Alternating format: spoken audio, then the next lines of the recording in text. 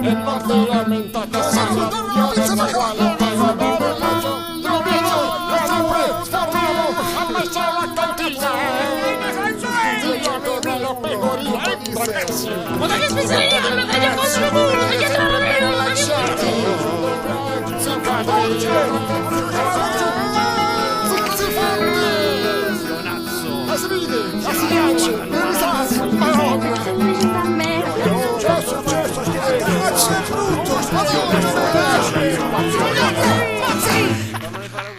siamo ragazzi, siamo gli ragazzi!